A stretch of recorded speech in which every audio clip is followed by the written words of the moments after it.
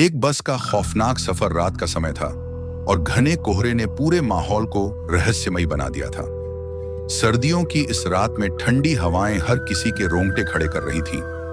मैं काम से वापस अपने घर लौट रहा था और बस स्टैंड पर खड़ा होकर अगली बस का इंतजार कर रहा था। चारों ओर सन्नाटा था। बस स्टैंड पर केवल कुछ ही लोग थे। तभी धुंध के बीच से एक पुरानी धूल धूसरित बस आती दिखाई दी। बस का रंग फीका पड़ चुका था और उसकी खिड़कियों पर धूल की मोटी परतें जमी हुई थीं। मैंने सोचा कि यह बस किसी पुरानी फिल्म से बाहर निकली हुई लग रही है, लेकिन थकान ने मुझे ज्यादा सोचने का मौका नहीं दिया। बस रुकी और मैं उसमें सवार हो गया। बस के अंदर घुसते ही एक अजीब सी ठंडक का एहसास हुआ, जो बाहर की ठंड से भी ज्यादा तीव्र थी।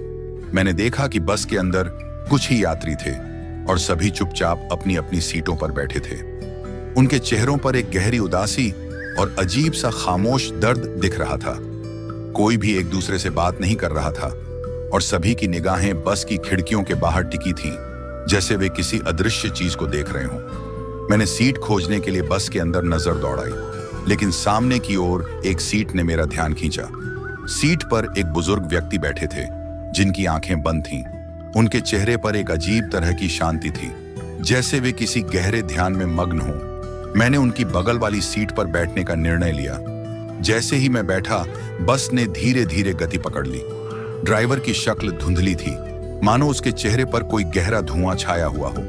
उसके चेहरे की विशेषताएं स्पष्ट नहीं थीं और उसकी चाल में एक ठहराव था। बस के इंजन की आवाज भी असामान्य रूप से धीमी थी और बस सड़क पर खिसकती हुई आगे बढ़ रही थी, मानो वह हवा में तैर रही हो। जैसे जैसे बस आगे बढ़ रही थी, मुझे समय का पता नहीं चल रहा था। घड़ी पर नजर डाली तो देखा कि वह बंद हो चुकी थी। मेरे फोन में भी कोई सिग्नल नहीं आ रहा था। एक अजीब सा डर मेरे भीतर घर कर रहा था, पर मैं उसे नजरअंदाज करने की कोशिश कर रहा था।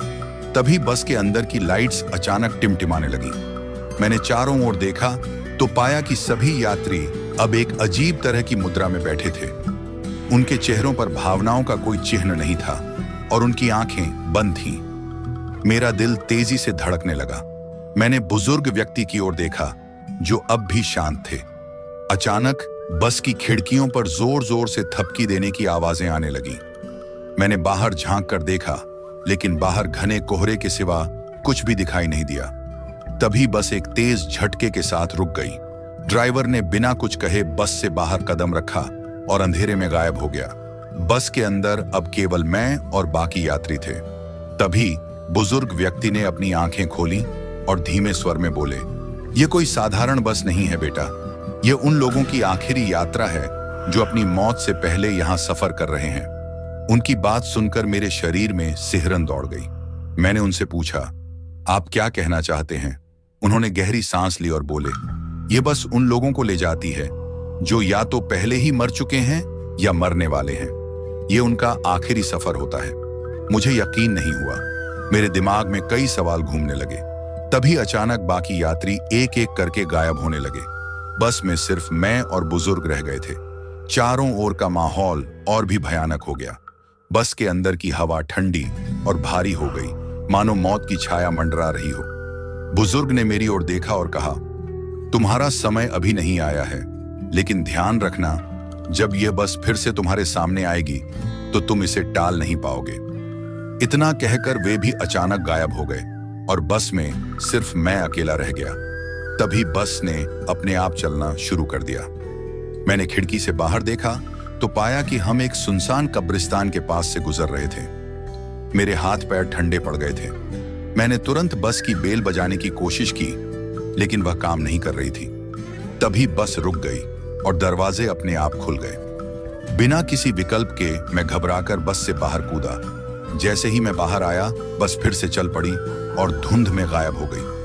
मैंने राहत की सांस ली और अपने घर की ओर तेजी से कदम बढ़ाए। अगले दिन मैंने इस घटना के बारे में किसी से बात करने की कोशिश की, लेकिन हर कोई इसे मेरा भ्रम समझ रहा था। मैंने इंटरनेट पर इस इलाके के बारे में खोजबीन की तो पाया कि इस मार्ग पर कई सालों पहले एक बस दुर्घटनाग्रस्त हुई थी, जिसमें सभी यात्रियों की मौत हो गई थी। तब से कई लोग दावा करते हैं कि उन्होंने रात के समय इस रास्ते पर एक पुरानी बस देखी है, लेकिन वह बस कभी गंतव्य तक नहीं पहुंचती। मैंने उस दिन के बाद से रात के समय उस रास्ते पर सफर करना बंद कर दिया। लेकिन हर बार जब भी मैं किसी बस स्टैंड पर खड़ा होता हूं, तो मुझे लगता है कि कहीं दूर से वही पुरानी धूल धूसरित बस फिर से आ रही है।